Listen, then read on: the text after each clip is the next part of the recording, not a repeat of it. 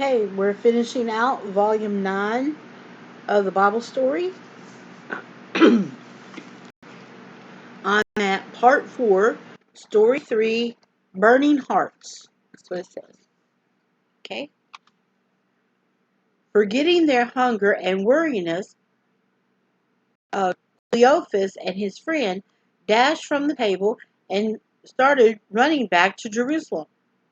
Normally, they would never start such a trip as late as this.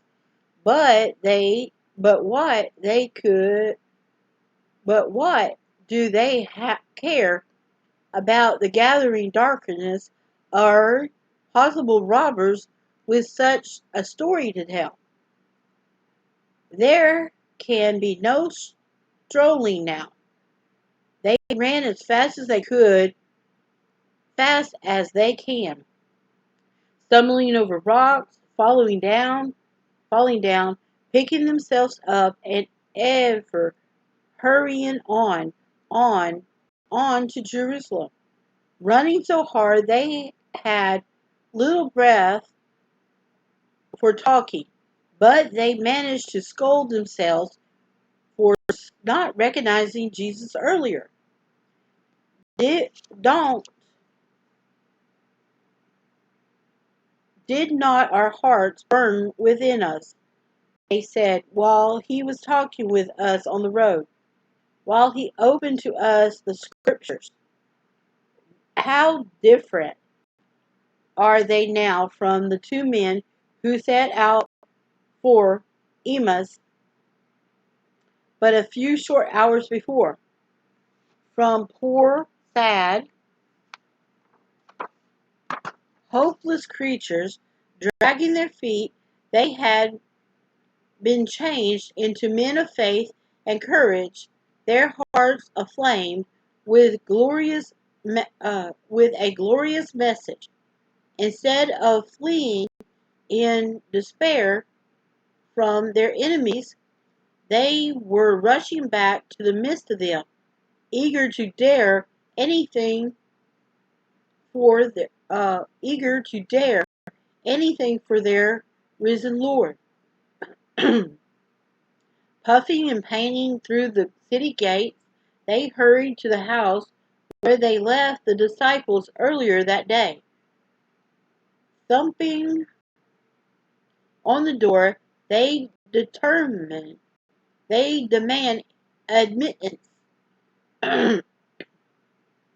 Carefully, someone opens it, peering anxiously into the night to make sure no enemy was there. Through the open door, Cleophas and his friend seeing a group of tense, excited people, one of whom recognized them, cries out, "The Lord is risen indeed, and has appeared to Simeon." But the men of Emmaus had good news too, and they set out to tell it, how they met Jesus on the highway, how he walked with them for 2 hours or more, and how they recognized him as he broke the bread at supper. Everybody in the room was thrilled at the new proof that Jesus is alive. Surely, they said, it must be true. He is risen from the dead. Suddenly, as all were taking excitement over this latest piece of news, someone cries out, "Look, there he is!" All eyes turn towards a wonderful person of who had suddenly on their mind, appeared in their midst.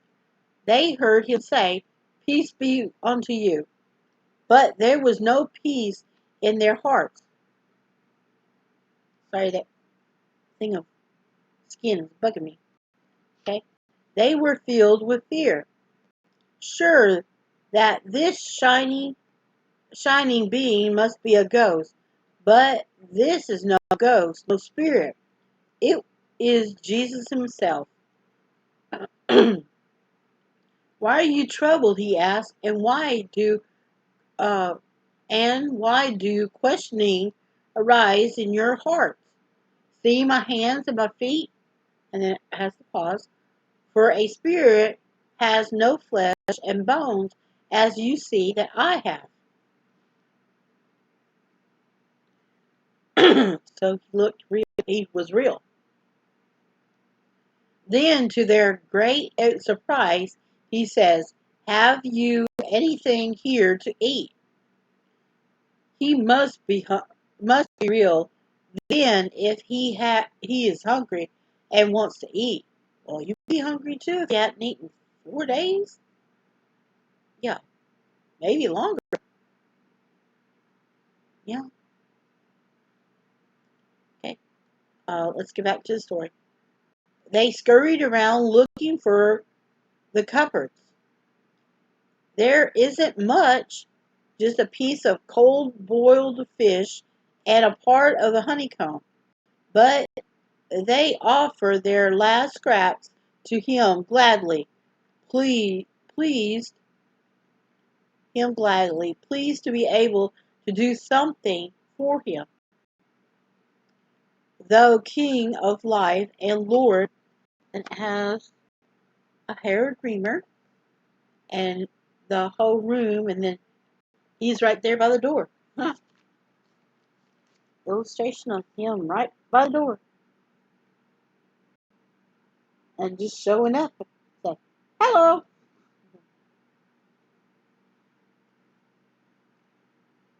And then, of course, they're touching him, making sure that he's real. Okay. So, King of life and Lord of all creation, he accepts the simple food with grateful hands, grateful thanks. As he eats it, everybody present watches him with wide open eyes.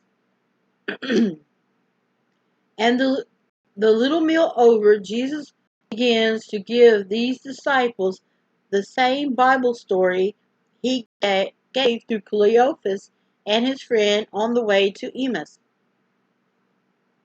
He opened their minds to understanding the scriptures, saying, "Thus is written, that the Christ should suffer, and on the third day rise from the dead, and that repentance and forgiveness of sins should be preached in his name to all nations, beginning from Jerusalem." They loved every word he said. Their sadness vanished. New hopes filled their hearts. Jesus is alive.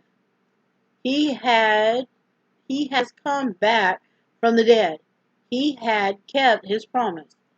And the great prophecies he used to talk about are true after all. Suddenly their hearts began to burn, too. The dying embers of their faith and courage leapt into flame again. From a group of discouraged, defeated men, they changed into blazing companions of their beloved Lord, ready to tell his wonderful story to the ends of the earth, which they do. You can Google it if you want. Google where everybody died at. But I know Peter and Paul, they both died at Rome. But we worry about Paul later because um, he doesn't show up until later anyway. Okay, and this is the illustration that is at the end of this story.